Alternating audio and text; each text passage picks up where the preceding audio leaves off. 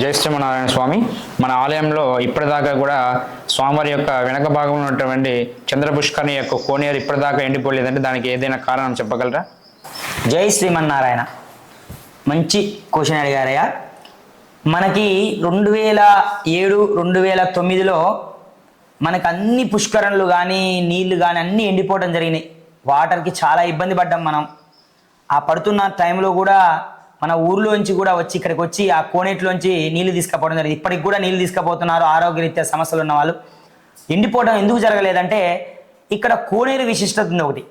మనం ఎక్కడ ఏ దేవాలయంలో చేసినా ఎక్కడ చేసినా ఏ బావి అయినా సరే గుండ్రంగా తీసుకుంటూ వెళ్తారు. బావి అనేది అంటే మన చేతబాయిలు ఉంటాయి కదండి, ఇంట్లో చేతబాయిలు ఎలా ఉంటుంది, గుండ్రంగా ఒక వెడల్పుగా ఒక గోనెలు వేసేస్తారు. ఇది కూడా అంతే గుండ్రంగా తీసుకుంటూ వెళ్ళారు. కానీ కట్టింది మీకు మొదటి అధ్యాయంలో చెప్పాను, ఇది కట్టిందంతా రాజుల కాలంలో. ఈ రాజులు ఏంటంటే వాళ్ళ ఉపయోగం కోసం కట్టుకున్నారు, వాళ్ళ వైభవాన్ని చెప్పుకోవడానికి కోసమని. అట్లా ఈ ప్రతాపరుద్ర మహారాజుల కాలంలో ఇక్కడ కట్టింది సత్రంబలన రాజు గారు. ఈ సత్రంబలన రాజు గారికి హరిభక్తి ఎక్కువ, విష్ణు భక్తి.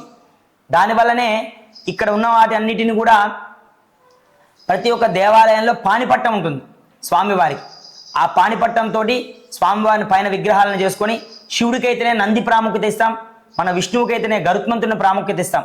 కాబట్టి అలా గరుత్మంతుని వేసుకుంటూ ఆ 3 విగ్రహాలు పెట్టుకుంటూ వచ్చి ఆ కోనేరును కూడా చుట్టూ అలాగనే గుండ్రంగా తవ్వుకుంటూ వచ్చాడు. తవ్వుకుంటూ వచ్చిన తర్వాత దీన్ని ఏదన్నా ఇక్కడ ఒక శిల్పంలాగా తయారు చేయాలి, మనకి ఏదైనా గుర్తు ఉండిపోవాలి, మన పేరు నిలబడిపోవాలని చెప్పి తాడి చెట్టు రూపంలో కట్టాడు.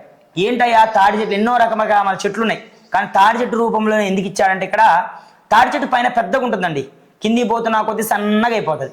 ఇది కూడా అంతే, పైన చూడటానికి వెడల్పుగా పెద్దగా ఉంటుంది, లోనికి పోతున్నా కొద్ది చేద బాయిలాగా అయిపోతుంది, అంటే చిన్న బావి, ఇళ్లలో ఉండే బాయిలాగా అయిపోతుంది. అంటే స్టెప్ బై స్టెప్ కట్టుకుంటూ వచ్చాడు.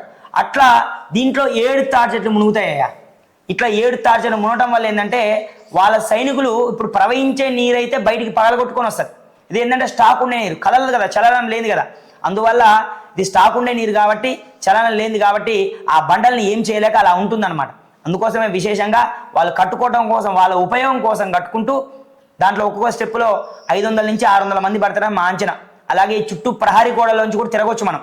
ఆ చుట్టూ ప్రహారీ గోడలో కూడా అట్లనే వాళ్ళకు కూడా ఆ నీళ్ళ నుంచి బయటికి తగలకుండా అట్లా చుట్టూ కట్టుకుంటూ వచ్చారు రౌండ్గా.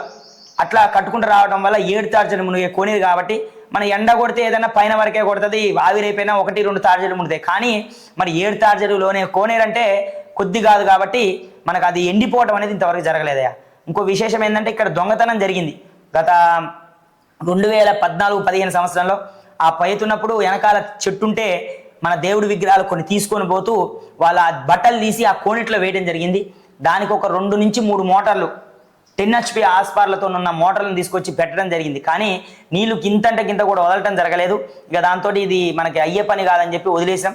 కానీ దాంట్లో కోనేట్లో ఎటువంటి కూడా ఏమి ఇబ్బంది లేదు. కొబ్బరి నీళ్ళు ఎలా ఉంటాయో మనకు అలా కొబ్బరి నీళ్ళు ఉన్నట్టుంటాయి. ఈ రోజు కూడా మనం స్వామివారి ప్రసాదానికి మనం చేసే పులిహోర, పాయసాలు, దద్దోజనాలు ఇవన్నీ కూడా ప్రసాదాలు అన్నిటికీ అదే. తర్వాత అభిషేకం చేయడానికి స్వామికి అదే. తర్వాత స్వామివారికి నిత్య ఆరాధనకు ఉపయోగించే నీళ్లు కూడా అవే అయ్యా. అదిగా చెప్పుకోవడం జరిగింది. జై శ్రీమన్నారాయణ.